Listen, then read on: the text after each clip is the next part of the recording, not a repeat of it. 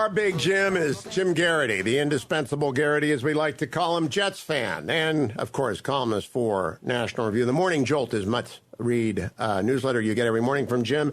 Jim, before I roast you and toast you and poke you about the Jets, let me first ask you, I did not know about this until this weekend. I want to pay homage to Jack Fowler, longtime publisher of National Review, and really one of the great gentlemen of journalism. What say you about Mr. Fowler? You know, I knew that his position here at National Review had kind of shifted around a bit. It was kind of clear that he was heading towards a direction of retirement. But I was surprised by hearing from Jack himself when he said, "This is it. I'm hanging up my hat."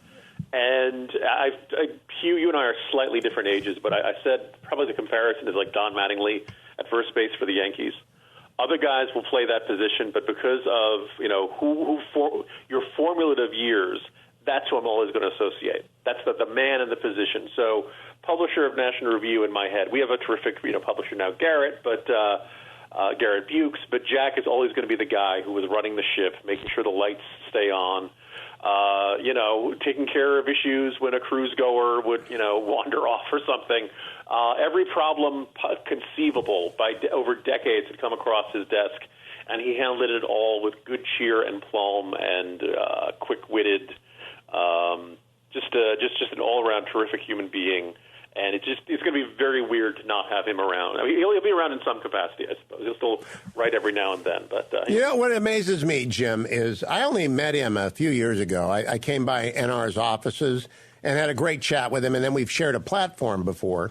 But I didn't realize the disarray in which a magazine's offices typically are, and it really was kind of a chaos central. But there he stood, quiet and steady, the eye of the hurricane, really. And he's had, of course, tutelage under the great William F. Buckley and colleagues with the great Rich Lowry and a star, just a cast of wonderful people who've come through your offices over the last many years. But he's such a gentleman. That's what people don't understand. You don't have to be a jerk to be great at your game. No, we did a little award ceremony for him a couple of years ago at one of our National Review Institute dinners.